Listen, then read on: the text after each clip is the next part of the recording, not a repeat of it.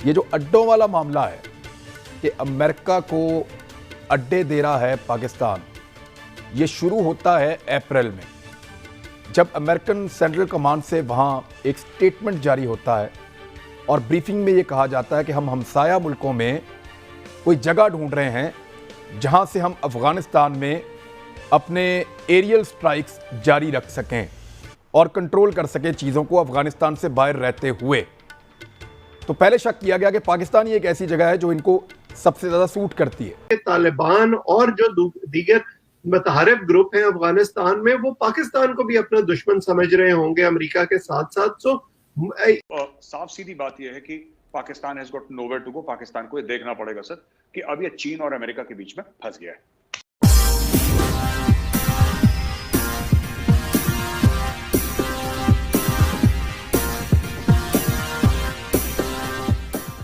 हमले उस तरह से नहीं होते थे, आमदोरफ्त का सिलसिला होता था। मुझे लगता है कि कोई नया मुआहिदा जो है वो अब इस वक्त करना, खास तौर पर जब इमरान खान साहब जो 9/11 के बाद अफगानिस्तान में जंग है उसके बारे में एक बड़ी वाज़ेह पोजीशन ले चुके हैं, पाकिस्तान की एस्टेब्लिशमेंट एक वाज़ेह पोजीशन ले चुकी है कि हम इस हक में नहीं हैं कि अफगान लेड प्रोसेस ना हो और अफगानिस्तान में कोई नए मसाइल खड़े हों इस विड्रॉल के बाद। मुझे नहीं लगता कि पाकिस्तान इस किस्म का कोई मुआहिदा अमेरिका से करना चाहेगा, क्योंकि उसके कॉन्सिक्वेंसेस जो हैं वो बड़े खतरनाक हो सकते हैं। उसका मतलब ये होगा कि विड्रॉल के बाद भी पाकिस्तान ने अपना वजन अमेरिका के पलड़े में डाल दिया है, तो फिर जो सिचुएशन अफगानिस्तान के अंदर बनेगी उसका स्पिल ओवर इफेक्ट पाकिस्तान में होगा, क्योंकि तालिबान और जो दीगर मुतहरिफ ग्रुप हैं अफगानिस्तान में, वो पाकिस्तान को भी अपना दुश्मन समझ रहे होंगे अमेरिका के साथ साथ।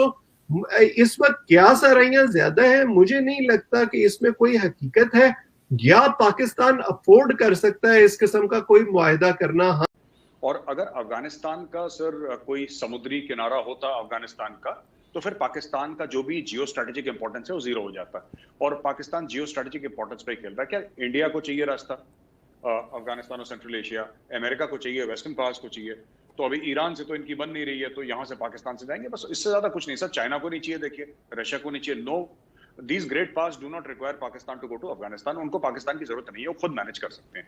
एक बात ये हुई। दूसरी बात ताहिर साहब जो बड़ी इंपॉर्टेंट है वो ये है कि पाकिस्तान मुझे लगता है कि ये अड्डे दे चुका है। It's only a matter of time.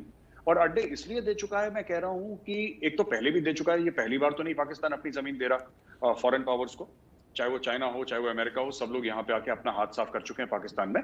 लेकिन पाकिस्तान के पास और कुछ ताहिर साहब है भी नहीं देने के लिए। अगर मैं आपसे बोलूं कि पाकिस्तान के पास कोई टेक्नोलॉजी है, पाकिस्तान के पास तेल है, पाकिस्तान के पास इंजीनियरिंग है, पाकिस्तान के पास कोई ऐसी चीज है जो दुनिया के पास नहीं है, ऐसा तो कुछ नहीं है पाकिस्तान के पास। पाकिस्तान के पास सिर्फ अपनी जमीन है। तो पहले भी जब अमेरिकन आए थे तो उन्होंने अपनी जमीन दी थी। ये जो अड्डों वाला मामला है कि अमेरिका को अड्डे दे रहा है पाकिस्तान, ये शुरू होता है अप्रैल में, जब अमेरिकन सेंट्रल कमांड से वहाँ एक स्टेटमेंट जारी होता है और ब्रीफिंग में ये कहा जाता है कि हम हमसाया मुल्कों में कोई जगह ढूंढ रहे हैं जहाँ से हम अफ़गानिस्तान में अपने एरियल स्ट्राइक्स जारी रख सकें और कंट्रोल कर सकें चीज़ों को अफ़गानिस्तान से बाहर रहते हुए। तो पहले शक किया गया कि पाकिस्तान ही एक ऐसी जगह है जो इनको सबसे ज़्यादा सूट करती है। फिर यह कहा जाने लगा कि पाकिस्तान इस बात को जान ले कि ख़राब हालात की सबसे ज़्यादा जो नुकसान होगा वो पाकिस्तान को होगा। और फिर अड्डों की बात हुई। अफ़गान मीडिया ने क्लेम किया है कि पाकिस्तान में कुरम ज़िला के अंदर 2 जगहों पे, जबकि पारा चनार में 1 जगह पे और दीगर कुछ जगहों के ऊपर अमेरिकन को फैसिलिटेट किया जा रहा है, उनको अड्डे दिए जा रहे हैं। तालिबान ने इस पर तशवीश का इजहार किया है, लेकिन उन्होंने मुल्क का नाम नहीं लिया। बज़ाहिर जो खबर मैंने पढ़ी है वो पड़ोसी मुल्क ऐसे करके बात कर रहे हैं। तो शहजाद चौधरी साहब, एक्चुअली है क्या, आपकी फाइंडिंग्स क्या है इसमें? देखिए 1998 में अभी जब ये 9/11 ज़ाहिर है नहीं हुआ था और सिर्फ अल-कायदा या उसामा बिन लादेन की मौजूदगी डिटरमिन हुई अफ़गानिस्तान में, और वहाँ पर अमेरिका ने हमला करना चाहा। उस वक़्त हमने कोई 1267 यूएनएससी रेजोल्यूशन पे साइन नहीं किए थे, 1373 रेजोल्यूशन पे साइन नहीं किए थे यूएनएससी की, ये अभी तक नहीं पास हुई थी, जिसके हम सिग्नेटरी बने, बल्कि सारी दुनिया ही सिग्नेटरी बनी जब war on terror security council ने डिक्लेयर करके तो सारी दुनिया पे लागू कर दी, जहां जहां पर उनको इस तरह के खतरात मौजूद नजर आते थे।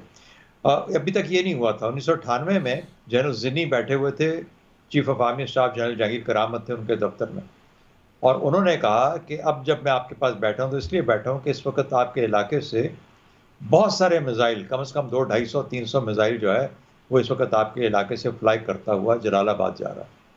तो इसलिए बैठा हूं कि आपको घबराना नहीं चाहिए और आपको बताने के लिए आया हूं। कहने का मतलब ये हुआ, जब जलालाबाद पे अटैक करना था, जब किसी और जगह पे अटैक करना था, मिसाल के तौर पे अगर उनको तोरा बोरा में जब अटैक करना था इस किस्म के, तो वो जहाज पाकिस्तान से टेक ऑफ नहीं किए थे, वो मिसाइल पाकिस्तान से नहीं मारे गए थे। अमेरिका के पास ये तमाम सहूलतें मौजूद हैं, अगर वो अफगानिस्तान में वहाँ पर आकर अपना कोई किसी किस्म का एक्शन ऑपरेशन करना चाहता है। दूसरी बात, अगर अफगानिस्तान में इतना ही अमेरिका को शौक है वहाँ पे मामलात का ध्यान करने का, तो मेरा ख्याल है बहुत बड़ी बेवकूफ़ी है इतने अपनी इंकलिंग के बावजूद कि अफगानिस्तान में नज़र रखी जाए कि इस वक्त छोड़ के जा रहे हैं। छोड़ के जाना तो नहीं चाहिए, ये बात ठीक है, रुक जाना चाहिए। बजाय इसके वो बोले कि मैंने जो खरब डॉलर वहाँ पे खर्च किए बैठ के अफगानिस्तान में, वो मुझे पसंद नहीं है, अब मैं पाकिस्तान में बैठ के ये खरब डॉलर खर्च करूँगा। ये दूसरी बात हो गई। तीसरी बात, आज के दौर में अमेरिका ने अपनी नेशनल स्ट्रेटेजिक असेसमेंट के अंदर वाज़ेह तौर पे बता दिया और कहा कि हम अपना जो ध्यान जंग की कैफियत का है, जो जंगी हालात के अंदर है, जो कि एक हायर स्टेट ऑफ प्रिपेयर्डनेस होती है, वो हम चीन के खिलाफ साउथ चाइना सी में लेके जा रहे हैं, जिसको हिलरी क्लिंटन के ज़माने में पिवट टू द ईस्ट का नाम दिया गया। ट्रंप ने उसको एक और कदम आगे लेके गया और अब बाइडेन ने उसको मौका मिला, उसने कहा कि मैं फौजें निकाल के, ताकि मेरा ध्यान अफगानिस्तान जैसी जगह पे ना बटे, बल्कि मैं वहां जाऊं जहां पर कि मुझे इसकी ज़रूरत है। यहाँ पर इंडिया भी एक तरफ बिठा दिया उसको थोड़ा बहुत, कि अच्छा आप भी जिम्मेदारी अदा करें। साथ इसराइल को सेंटकॉम में ले आया, from the northern command, north Atlantic command जो है उसको लाके अब सेंटकॉम का हिस्सा बना के, और फिर मिडिल ईस्ट में उसको इतना कुछ दे दिया कि एक किस्म का जो अमेरिका की गैर मौजूदगी है, एक्टिव मौजूदगी, उसकी एक्टिव मौजूदगी की बजाय अब कहीं ना कहीं पे इसराइल की मौजूदगी रहेगी।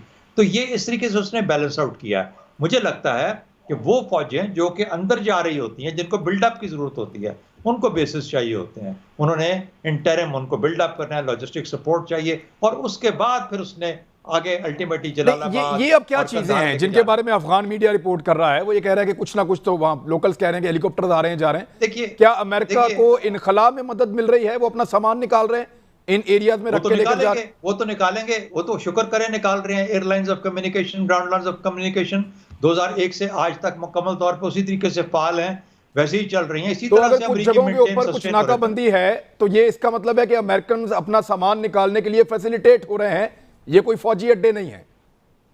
नहीं, देखिए उन्होंने तो सारा सामान C-17 में डालते हैं और वहां से फ्लाई करके बाहर ले जाते हैं।